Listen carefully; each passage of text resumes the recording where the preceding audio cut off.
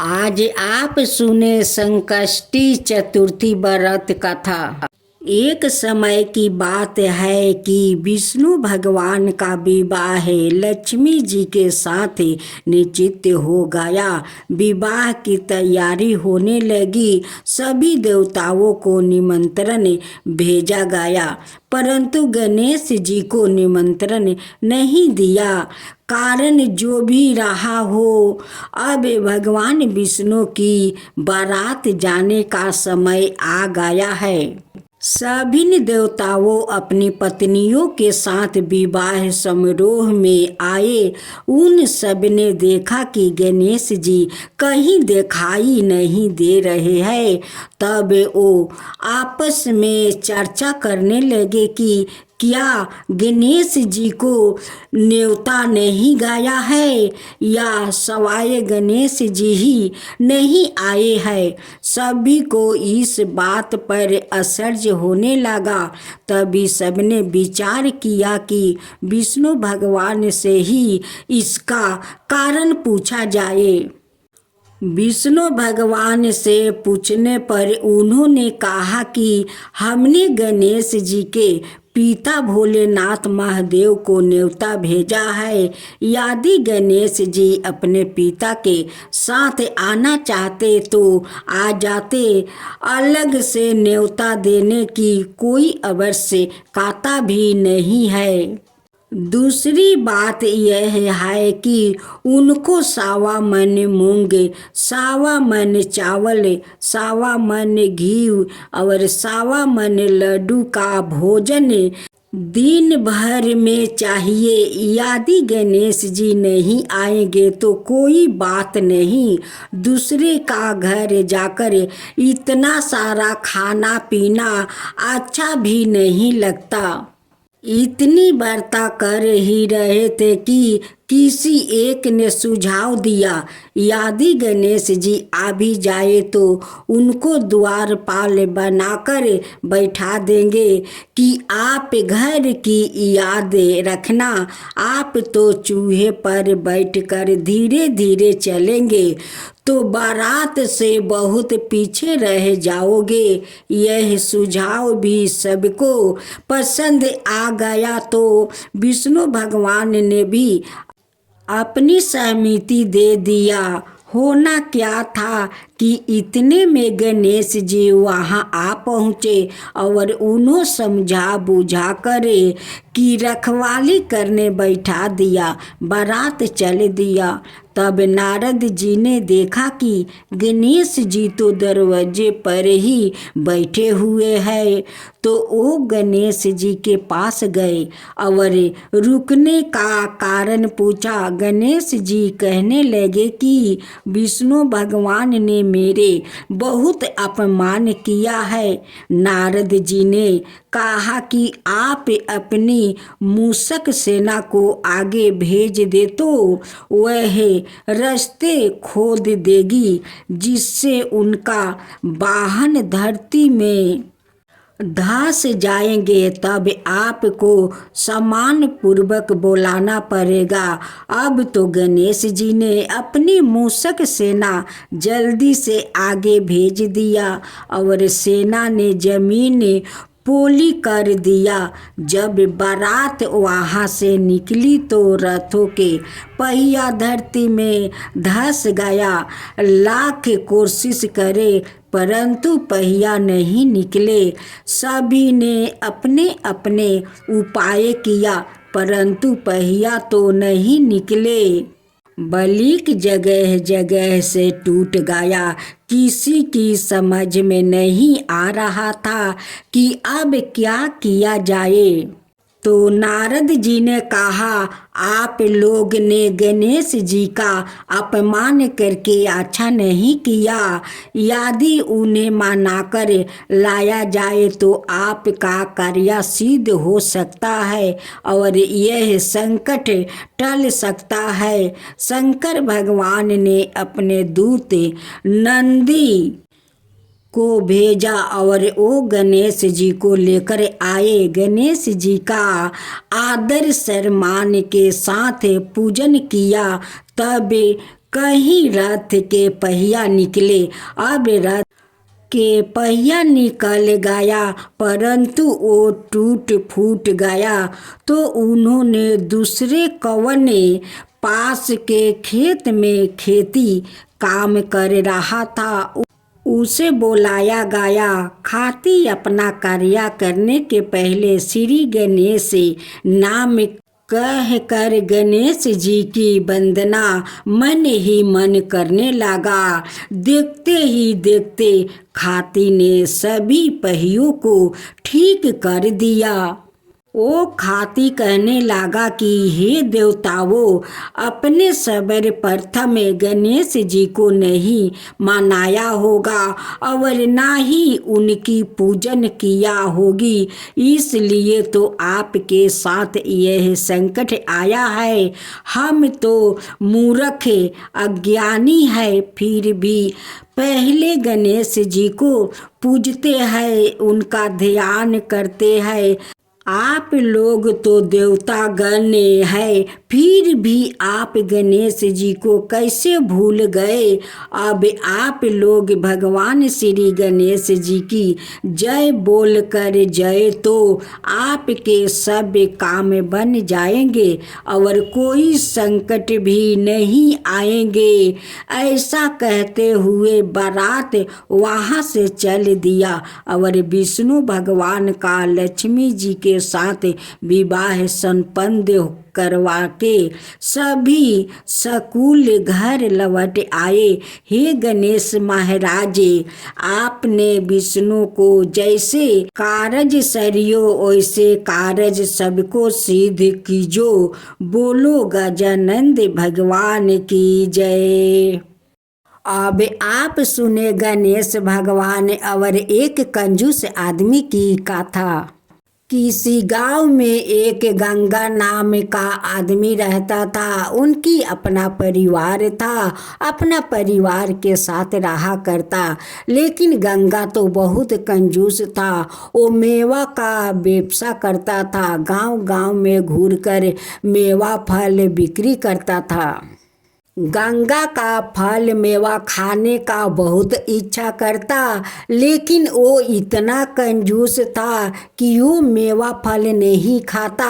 उनकी आत्मा तरसते रहता, लेकिन वो मेवा फल कभी नहीं खाता और कहता कि अगर मैं एक फल खा लेता हूँ तो मेरा 2 रुपया कम हो जाएगा और 2 रुपया का फल बेचता हूँ तो मेरे परिवार में खर्चा होगा।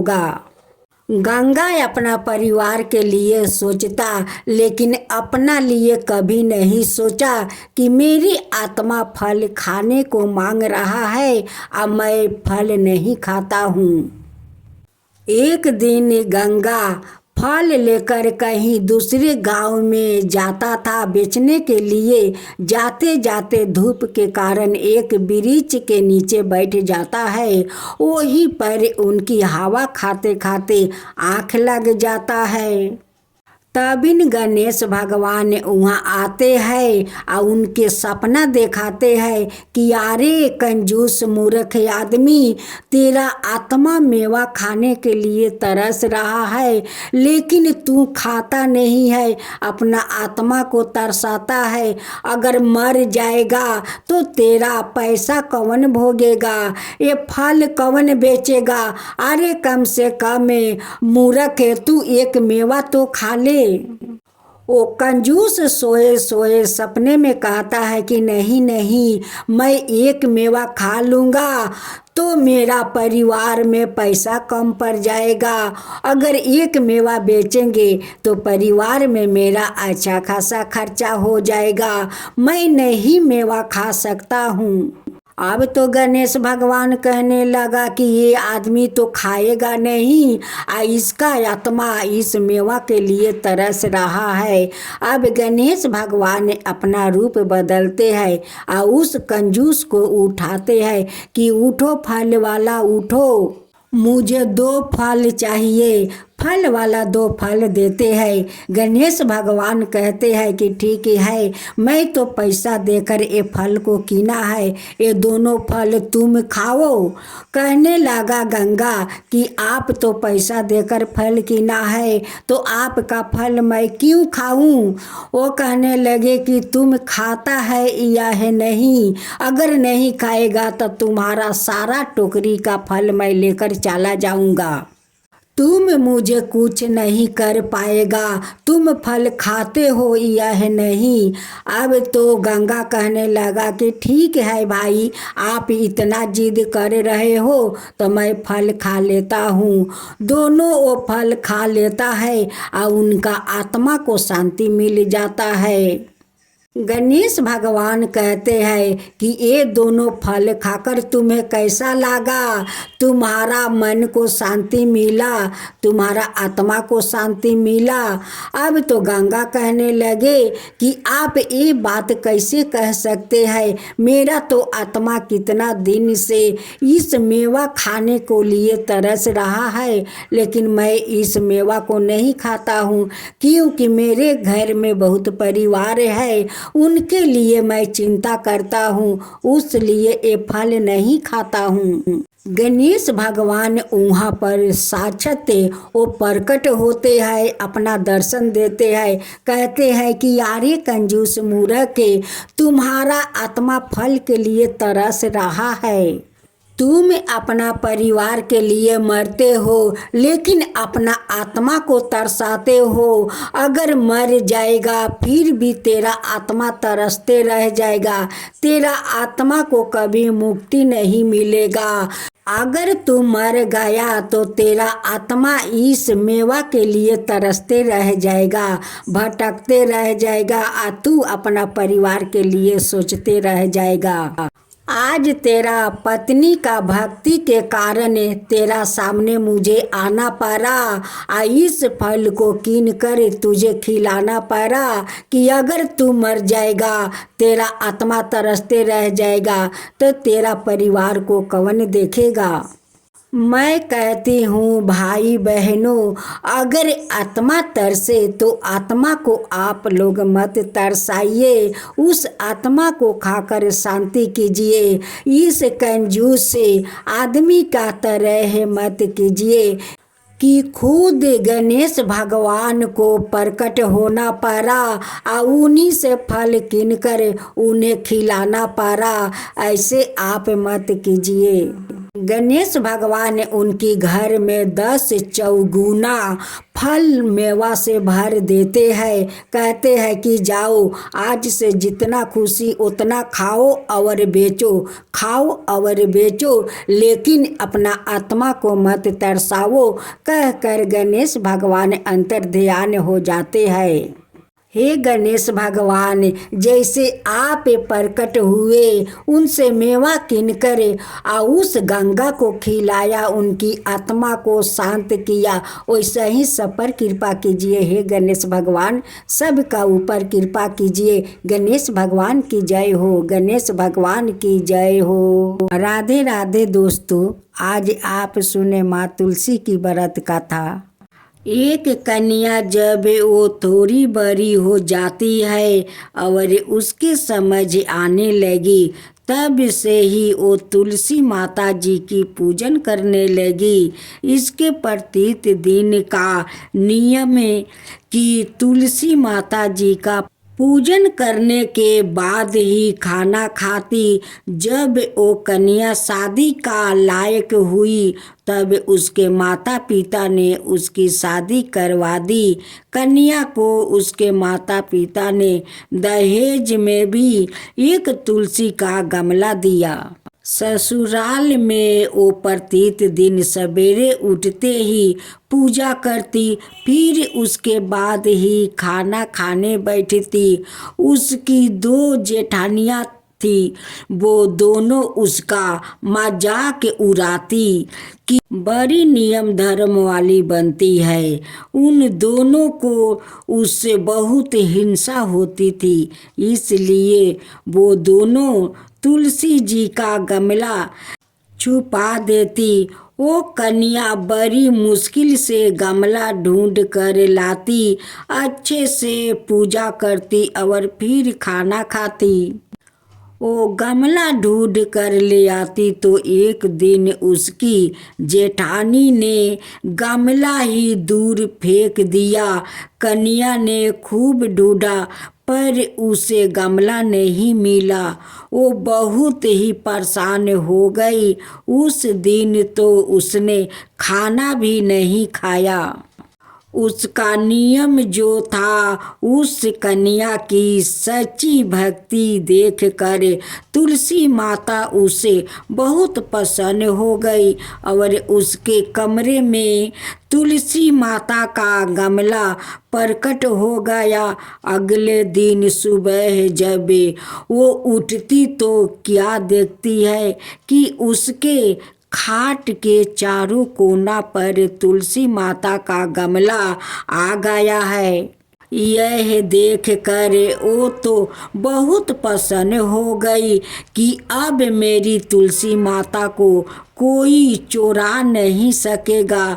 पूजा करने के लिए भी कहीं और जाना नहीं पड़ेगा और कोई मेरी तुलसी माता को फेंक भी नहीं सकेगा। वो तो जल्दी से उठकर स्नान करती है और तुलसी माता की पूजन कर लेती है। अब वो खाना खाने बैठती तो उसकी जेठानियाँ मजाक करने लगी कि लो, देवरानी का नियम धर्म पूरा हो गया। उससे पूछती है कि तुलसी जी की पूजा कर ली क्या? देवरानी धीरे से बोलती है, हाँ कर ली। जेठानिया बोलती है, कहाँ से कर ली पूजा? गमला तो मैं फेंक दिया है। देवरानी कहती है कि देख लो, मेरे कमरे में खाट पर तुलसी जी लग रही है। जेठानिया बहुत शर्मिंदा हुई और बोली कि देवरानी, तेरी भक्ति सच्ची है। हमने तुझे बहुत परेशान कर रखा है, हमें माफ़ कर दे। देवरानी उन्हें माफ़ कर देती है। हम भी तुलसी माता जी से यही प्रार्थना करते हैं कि हे तुलसी माता, जैसी कृपा अपने देवरानी पर किया वैसा ही हम सब पर करना। तुलसी माता की जय हो, तुलसी माता की जय हो। एक बुढ़िया थी, उसको तुलसी पूजा करने का नित्य नियम था। वो प्रत्येक दिन खाना खाने से पहले पूजा करती और उसके बाद खाना खाती। वो तुलसी माता से प्रार्थना करती कि हे तुलसी माता, खाने में खीर का भोजन देना, पाठ पीतम्बर का बेस देना, योगियों जैसी मौत देना, स्वर्ग का वास देना, राम लक्ष्मण की कांधा देना, सीता जी का चाल चलावा देना। यह सब सुनकर तुलसी जी सूखने लगी। राम लक्ष्मण उधर से निकल रहे थे तो उन्होंने पूछा तुलसी जी से कि आप सूखे क्यों जा रही हो? तब तुलसी बोली, एक बुढ़िया रोज मेरी पूजा करती है और वह मुझसे खाने का लड्डू मांगती है, खेलने को भाई मांगती है, खाने को खीर का भोजन मांगती है, पाठ पीतम्बर का बेस मांगती है, आपकी कांधा मांगती है, सीता जी का चाल चलावा मांगती है, स्वर्ग का वास मांगती है, योगियों सी मौत मांगती है। बाकी सब तो मैं दे दूं, पर आपकी कांधा कहाँ से दूं और सीता जी का चाल चलावा कहाँ से दूं? राम जी और लक्ष्मण जी तुलसी जी से बोले कि आप हरे भरे हो जाओ, सब हो जाएगा। कुछ दिनों बाद बुढ़िया मर गई। लोग इकट्ठा होने लगे। जब बुढ़िया को ले जाने के लिए उसको तैयार करने लगे, उठाने लगे, तो वो इतनी भारी हो गई कि उसको लोग उठा नहीं पाए, उसको हिला भी नहीं पा रहे थे। लोग कहने लगे कि बुढ़िया इतनी भारी कैसे हो गई, वो तो देव दर्शन सब करती थी, क्या वो कोई जादू टोना करती थी जो ऐसी भारी हो गई। इतने में राम लक्ष्मण और सीता जी आए। सीता जी ने चाल चलावा किया और राम लक्ष्मण ने कांधा दिया और बुढ़िया तो सदैव बैकुंठ चली गई। हम भी तुलसी माता जी की प्रार्थना करते हैं, हे तुलसी महारानी, जैसे उस बुढ़िया पर कृपा किया वैसे सब पर करना। हे तुलसी माता, वैसे ही सब पर करना। तुलसी माता की जय हो, तुलसी माता की जय हो। जय गणेश जय गणेश जय गणेश देवा, माता जानकी पार्वती पिता महादेवा। जय गणेश जय गणेश जय गणेश देवा, एक दांत दयावंत चार भुजी धारी, मस्तक सिंदूर सोहे मूस की सवारी। जय गणेश जय गणेश जय गणेश देवा, माता जानकी पार्वती पिता महादेवा। अंधन को आँख देते, कोढ़ियन को काया, बाजिन को पुत्र देते, निर्धन को माया। जय गणेश जय गणेश जय गणेश देवा, माता जानकी पार्वती पिता महादेवा। हार चढ़े फूल चढ़े और चढ़े मेवा, लड्डुअन का भोग लग संत करे सेवा।